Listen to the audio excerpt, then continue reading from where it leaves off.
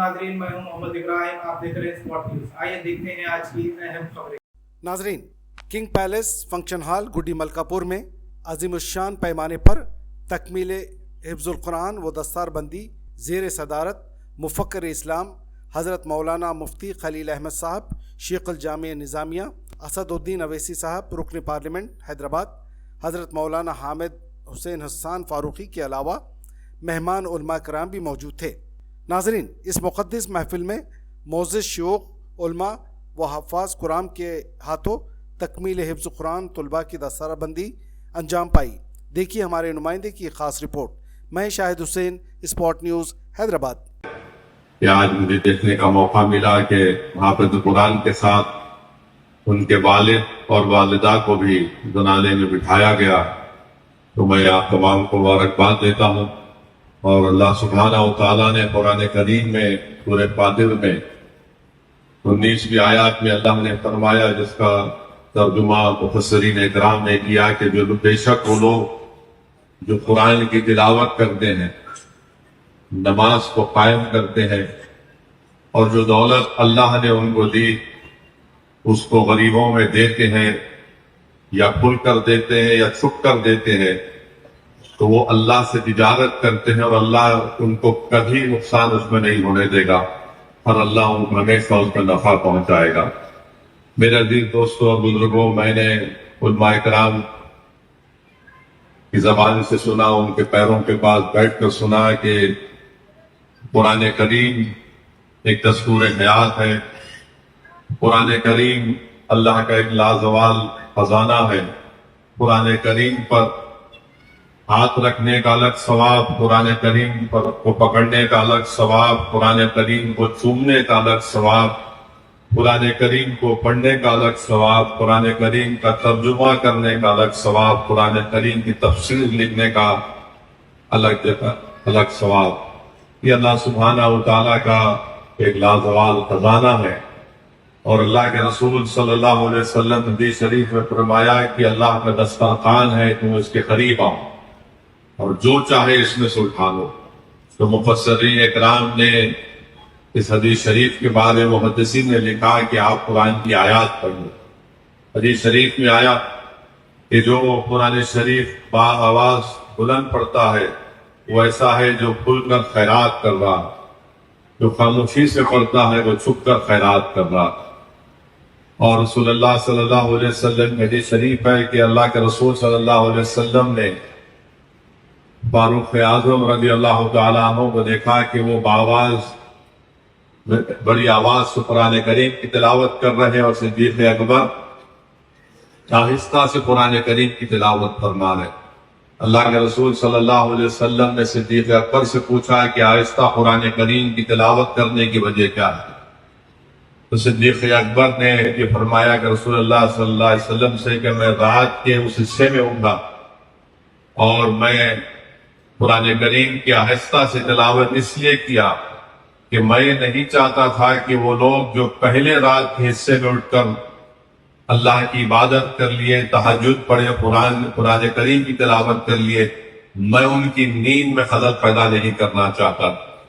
ये इनके सारी थी सिद्दीक़ अकबर रज़ी अल्लाह तआला अन्हु। तो फारूक आज़म से पूछा तो फारूक आज़म ने फरमाया, या रसूलुल्लाह सल्लल्लाहु अलैहि वसल्लम, मैं रात में उठा और मैं बड़ी आवाज से कुरान की तिलावत इसलिए कर रहा था कि मैं नहीं चाहता था कि वो लोग सोते रहें और अल्लाह के कलाम की तिलावत से महरूम हो जाए, इसलिए मैंने कुरान की तिलावत बड़ी आवाज से की। तो मेरे अजीज दोस्तों और बुजुर्गों, ये दुनिया खत्म हो जाएगी मगर कुरान की बरकत कभी खत्म होने वाली नहीं है। मैं एक साहब से ये सुना हूं अपने कानों से। आप देखते कि पत्थरगट्टी के पास हुसामिया बुक डिपो है, वहां पर बरसों पुरानी बात आपसे कर रहा हूं, मेरे ख्याल से ये 27-28 साल पुरानी बात होगी। उस वक्त हुसामिया बुक डिपो पर आज जो साहब इस दुनिया में नहीं है, अल्लाह उनकी मग़फ़िरत करे। अगर मेरा हाफिज़ा सही है तो उनका नाम भारी भरकम शख्सियत थे, नज़ीर साहब नाम था। तो मैं उस जमाने में अक्सर सुबह के वक्त में 7:30-8 बजे अपनी दुकान खोल देते तो किताब جو کتابیں خریدنے وہاں پر جاتا تھا، تو انہوں نے مجھ سے بتایا کہ اسد صاحب ہماری اس بک شاپ میں اوپر کے حصے میں چوہوں نے کئی کتابوں کو کتر کر کھا لیا۔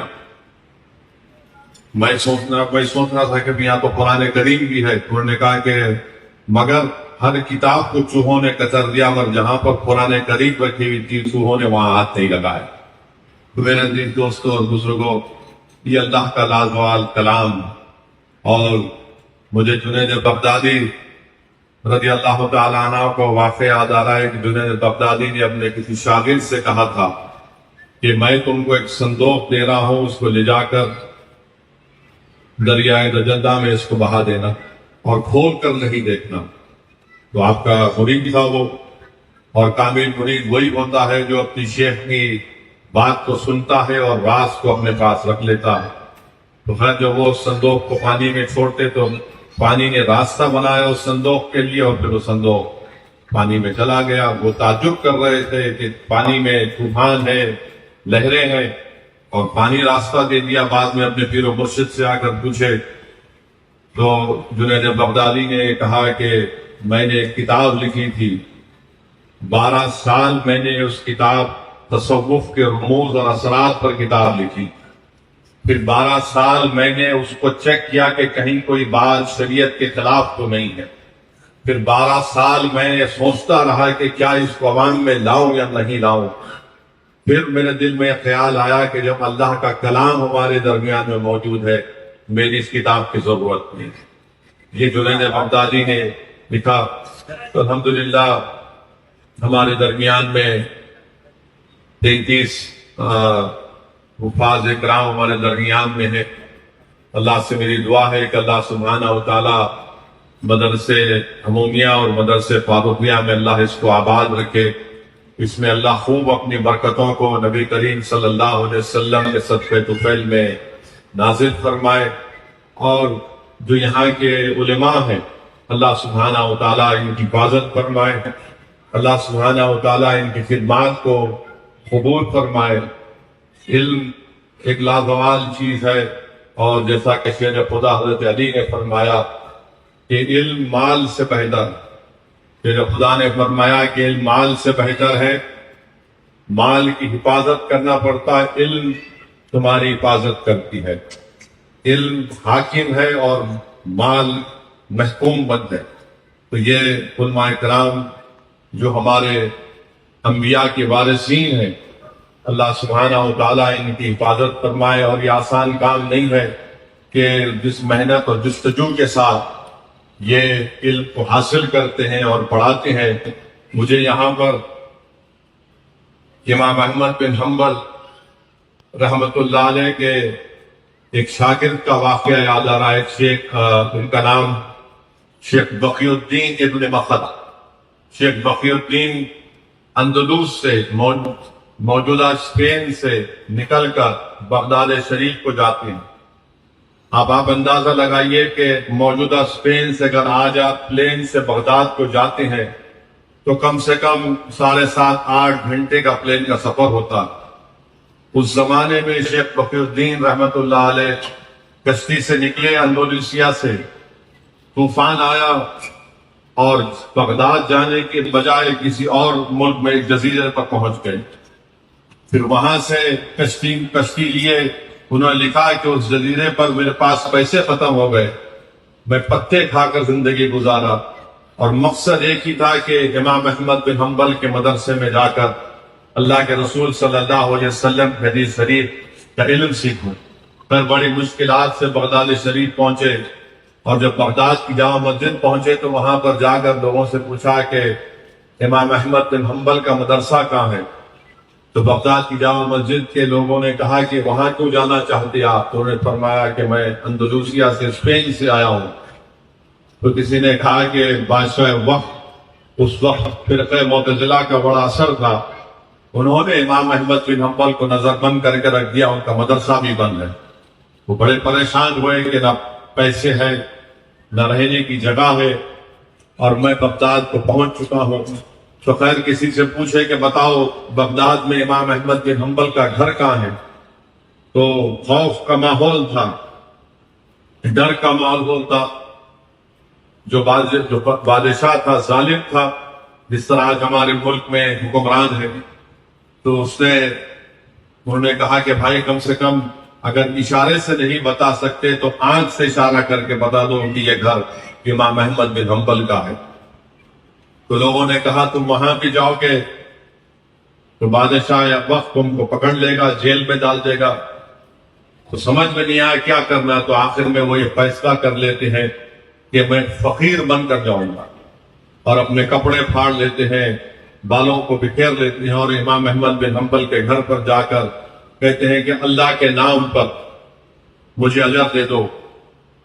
امام احمد بن حنبل کے گھر کے پاس پکارتے ہیں، امام احمد بن حنبل نکل کر اس میں کچھ پیسے ڈالتے ہیں، تو کہتے ہیں کہ امام آپ کا نورانی چہرہ دیکھنے آیا ہوں، اور صرف اسی پر اکتفا نہیں کروں گا، میں اندلسیہ سے آیا ہوں، حدیث شریف سیکھنے آیا ہوں، آپ مجھے علم سکھا دیجیے. امام احمد بن حنبل کہتے ہیں کہ ظالم بادشاہ نے مجھے نظر بند کر دیا، تم کیسے حدیث شریف سیکھو گے؟ شیخ بخی الدین کہتے ہیں کہ میں روز فقیر بن کر بھکاری بن کر آؤں گا، آپ رسول اللہ صلی اللہ علیہ وسلم حدیث شریف مجھے پڑھ کر سکھا دیجیے. تو 2 سال تک شیخ بقی الدین رحمت اللہ علیہ فقیر بن کر امام احمد بن حنبل کے گھر پر پہنچتے اور پکارتے کہ اللہ کے نام کا اجر دے دو امام. وہ حدیث شریف امام احمد بن حنبل فرماتے، یہ اپنے آستین سے ایک کاغذ نکال کر اس پر حدیث شریف لکھتے، تو لکھا گیا کہ 300 احادیث شیخ بقی الدین رحمت اللہ علیہ نے حدیث شریف لکھی. ایک وقت آیا اللہ نے ظالم کا خاتمہ کیا، اور جب امام احمد بن حنبل نے اپنے مدرسہ کھولا تو ہمیشہ امام احمد بن حنبل انتظار کرتے شیخ بقی الدین کا، اور یہ فرماتے کہ میں نے سب کو علم سکھایا مگر میرے پاس جو فیض تھا میں نے شیخ بقی الدین کو دے دیا. تو میرے عزیز دوستوں اور بزرگوں، علم بہت بڑی چیز ہے، اور یہ علماء کرام ہے. آپ ان کی شان دیکھیے کہ اقتدار کسی سے چھینا جا سکتا ہے مگر علم نہیں چھینا جا سکتا. وقت کے بادشاہ بھی ہوں گے، اقتدار کی کرسیوں پر بیٹھنے والے سیاستدان بھی ہوں گے، مگر جہاں پر آپ کو ایک عالم دین نظر آئے گا، آپ کو سمجھ میں آ جائے گا کہ یہ عالم دین ہے. تو اللہ نے ان کو یہ برکت اور شان عطا کی ہے. بلکہ مثنوی شریف حدیث شریف یاد آ رہی ہے کہ اللہ سبحانہ و تعالیٰ حشر کے میدان میں ان 4 لوگوں کو کہے گا کہ ان کو بغیر حساب کتاب کی جنت میں داخل کرو. اور جب یہ 4 حضرات جنت کے دروازے پر جائیں گے تو ان میں بحث ہوگی کہ سب سے پہلے میں داخل ہوں گا. اس میں ایک حاجی ہوگا جو پورے حج کے صحیح طریقے کے جو بتلائے ہوئے شریعت اصول کے مطابق حج ادا کیا، اور پھر اس میں ایک شہید ہوگا جو اللہ کی راہ میں اپنی جان کی شہادت پیش کی. اس میں ایک عالم دین ہوگا، اور چوتھا اس میں وہ شخص ہوگا جو دولت اللہ نے اس کو دی وہ صرف اللہ کی خوشنودی کے لیے اپنی دولت کو دین اسلام کے لیے استعمال کیا. اللہ سبحانہ و تعالیٰ جبرائیل علیہ السلام کو بھیجائے گا کہ آپ جاؤ. حضرت جبرائیل علیہ السلام جا کر پہلے اس حدیث اس شہید سے پوچھیں گے کہ تم کیوں جانا چاہتے جنت میں؟ پہلے تو کہے تو وہ شہید کہے گا کہ میں اللہ کی راہ میں اپنی جان کو قربان کر دیا، حق کی کامیابی کے لیے، باطل کو شکست دینے کے لیے. تو میرے عزیز دوستو، حضرت جبرائیل علیہ السلام اس سے پوچھیں گے بتاؤ تم نے کہاں سے سنا یہ بات؟ تو وہ شہید کہے گا کہ میں نے عالم دین سے سنا. حاجی سے پوچھیں گے بتاؤ تم نے یہ کہاں سے سیکھا کہ حج صحیح طریقے سے کرنا چاہیے؟ وہ کہے گا کہ عالم دین سے سنا.